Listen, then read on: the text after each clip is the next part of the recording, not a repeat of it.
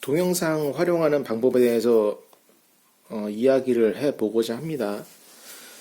제가 동영상을 촬영함에 있어서 개념 부분 설명의 경우에는 이 해당되는 부분을 처음 보는 친구들, 처음 본다고 생각을 하고 촬영을 하고 있고요.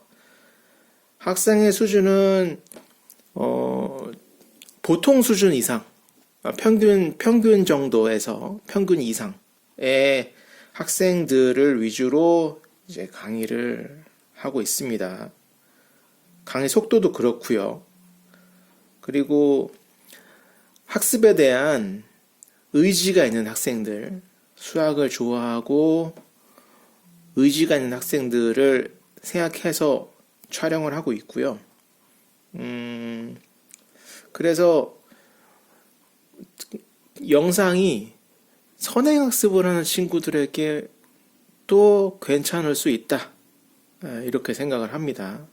선행학습을 하는 친구들. 그러면 이 영상은 제가 특정 교재를 가지고 설명을 하는 것이 아니기 때문에 보편적인 내용을 설명하기 때문에 어떠한 교재를 갖고 있어도 영상을 보는데 문제는 없을 겁니다. 문제는 없을 겁니다. 다만 대부분의 책들의 구성이 보통 이렇거든요. 이거는 일반적인 센 문제집이고요.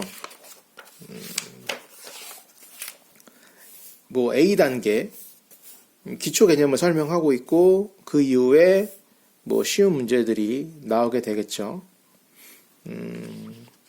그리고 B단계는 이제 대표적인 유형 문제, 그리고 C단계는 어려운 문제 및 앞서 배운 내용들을 정리하는 문제로 구성이 되게 될 겁니다.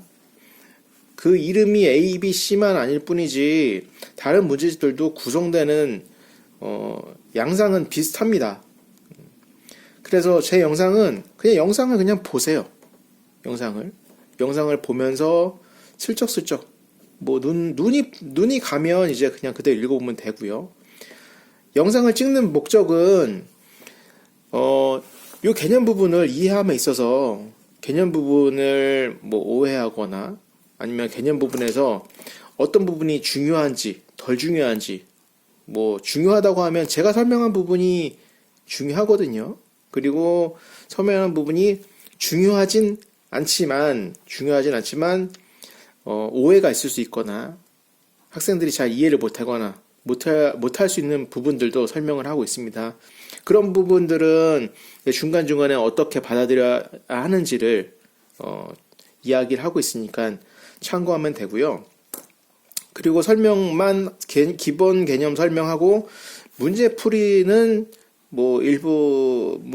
일부 샘플로 삼을 만한 문제를 풀긴 하지만 제가 문제를 풀지는 않아요.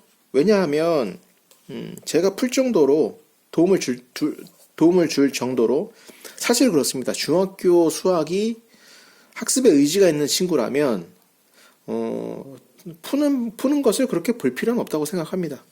일부 어려운 문제에 한해서 풀이를 보는 게 도움이 될 수도 있겠지만 일부 어려운 문제에 대해서 대부분은 스스로 풀어보는 게 도움이 됩니다. 그래서 학습에 의지가 있는 친구들이 개념 설명 듣고 문제를 쭉쭉 풀어나가면 되고요. 중간중간에 잘 이해가 안 되면 저는 아이들이 답지를 보고 풀어도 된다고 생각합니다. 저도 그렇게 공부를 했고요. 제가 가르치는 학생들은 다 그렇게 하고 있습니다. 어차피 중학교 공부는 고등학교 공부를 위한 연습이기도 하니까요. 중학교 때 누군가가 대신 채점을 해주거나 아니면 부모님이 답지를 갖고 계시거나 하면 스스로 공부하는 방법을 중학교 때 터득할 수가 없습니다.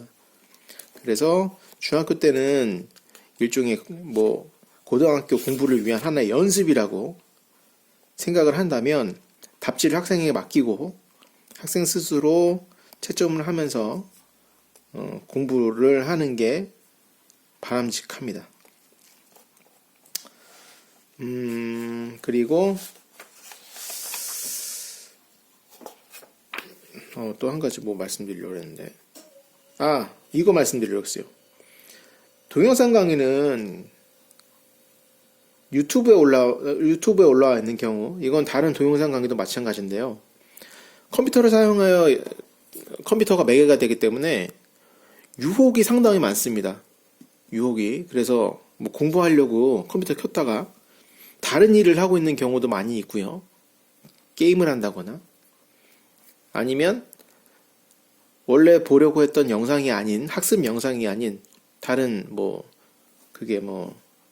다른 노래가 될 수도 있고, 아니면 기타 재밌는 내용들 등등 다른 영상에 자신도 모르는 사이에 빠질 수가 있거든요. 네. 이거를 조심해야 됩니다. 특히 학생들 같은 경우는 아직 자제력이 부족하니까 이거를 염두에 둬야 되고요. 그게 잘 안 되는 경우에는 부모님께서 학습 내용을 학습 영상을 부모님께서 통제하는 게 바람직할 수 있습니다. 특히 중학교 정도에서 과정에서는 중학교 1학년, 2학년 초반 한 그 정도까지는 부모님께서 통제를 하셔도 괜찮을 것 같고요. 그 이후에는 학생 스스로 해보는 게 좋지 않나 라는 생각이 듭니다. 그런데 영상을 보는 데 있어서 본인이 통제가 안 된다 하면 동영상으로 공부하는 게 바람직하지 못하는 겁니다. 자신하고 안 맞는 거예요. 그냥 다른 형태의 수업을 듣는 게 나을 것 같습니다. 네. 그래서 만약에 영상을 틀어준다 하면 제가 적당히 영상을 끊거든요. 그러면 이쪽 부분을 공부하겠다 그러면은 영상 듣고 쭉 읽고, 부모님께서 영상 틀어주시고 영상 딱 끈 상태에서 학생이 읽고요. 학생이 문제 풉니다. 문제 풀어보고. 그리고 하나하나씩 채점을 하면 되겠죠. 채점을 할 때도, 자, 예를 들면 이런 문제 있잖아요. 이런 문제. 여기서 지금은 시험 보는 게 아니기 때문에 522번 풀었는데 이 내용이 맞는지 틀리는지 긴가민가하다. 그러면 답지 바로 봐도 됩니다. 답지 바로 보고 이 문제 푸는 요령을 깨우치면 되겠죠. 이 요령을 파악해서 그 요령으로 다음 문제를 풀면 됩니다. 522번을 풀어봤는데, 그리고 답지를 봤는데 요령을 못 깨우쳤다. 그러면은 그 다음 것도 해봐도 좋고요. 그 다음 것도 답지를 봐도 상관없습니다. 네. 근데 계속 답지를 보게 된다. 그럼 무언가 문제가 있는 거겠죠. 일반적인 경우에서는 제 생각에는 쭉 그냥 풀 수 있을 것 같아요. 쭉. 채점은 해당되는 챕터가 전체가 웬만큼 채점은 해보진 않았지만 80% 정도 정답을 맞췄을 것 같다. 그러면은 쭉 풀어도 상관없을 것 같아요. 하지만 그 이하다. 그러면은 중간중간 522번부터 526번까지 풀고 채점해보고, 그리고 다시 풀고 끊어서 채점해보고, 이런 방식도 괜찮습니다. 이런 방식도. A단계는 그렇고요. A단계는 문제는 쉽지만 어떤 친구들은 A단계가 쉬우니까 이거는 내 수준에 맞지 않은 문제니까는 안 푸는 학생들도 있는데, 글쎄요. 정말 안 풀어도 되는 학생들이 있긴 해요. 근데 A단계를 한 번도 푼 적이 없다고 하면 풀어보십시오. 쉬운 거부터. 그리고 쉬운 거부터 풀면서 의외로 뭔가 놓치고 있는 그런 문제들이 발견될 수 있습니다. 그래서 풀어보는 것을, 무조건 풀어보는 것을 추천합니다. 이렇게 A단계를 공부하고 나서 B단계 같은 경우는, B단계도 마찬가지예요. 이 해당되는 챕터 내용이 워낙 쉬워서 정답을 다 맞출 수 있으면 쭉쭉 풀어도 상관없고요. 처음 공부를 하는 친구들 같은 경우는 예를 들면 유형사 같은 경우에 유형사 대표 유형 한번 풀어보고, 이 유형을 잘 모르겠다 하면 이 유형을 풀었는데 느낌이 잘 안 온다 그럼 답지를 봐도 좋고, 아니면 문제 풀면서 여기 내용을 슬쩍 봐도 상관없습니다. 슬쩍 봐도. 근데 이제 대표 유형을 풀면서 이 해당되는 유형의 그 유형을 파악해야 될 거고요. 그리고 어차피 그 다음 문제들은 비슷하니까 아마 쭉 풀 수 있을 겁니다. 그래서 한 문제 풀고 채점해보고 그 다음 문제 풀어보고 그리고 끊은 다음에 여기까지 푼 다음에 채점해보고 그 다음 문제 풀어보고 채점해보고 답지 없이 풀어보고 여기까지 푼 다음에 채점해보고 물론 뭐 어렵지 않다 이 내용이 그러면 쭉쭉 풀어도 상관없습니다. 쭉쭉 풀어도 상관없습니다. 쭉쭉.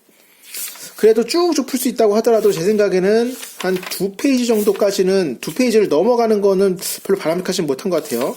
왜냐하면 채점하고 틀렸을 때 왜 틀렸는지 자기가 풀었을 때 기억이 나야 되는데 너무 많이 나가버리면 내가 어떻게 풀었지? 생각을 하는데 시간이 좀 걸릴 수도 있으니까 혹은 생각이 안 날 수도 있고요. 그래서 2페이지 정도까지 쭉쭉 풀고 그 다음에 채점하는 식으로 하면 될 것 같습니다. 이렇게 해서 한 개씩 풀어보고, 이렇게 한 개씩 공부를, 하나하나씩 공부를 해 나가면 될 것 같습니다. 네. 영상이 도움이 되기를 바랍니다. 네. 할 수 있습니다. 공부에서 중요한 건, 뭐, 누가 잘 가르치냐, 못 가르치냐 하는 것도 중요하지만, 본인이 제일 중요한 겁니다. 본인이 제일 중요한 겁니다. 자. 예전에 뭐 저 같은 경우는 뭐 누군가의 뭐 도움이나 영상 없이 그냥 혼자 책 보고 공부했거든요. 그런 시절도 있었습니다. 네. 조금 도와주면 공부하는 게 어렵지 않을 것 같습니다. 할 수 있습니다.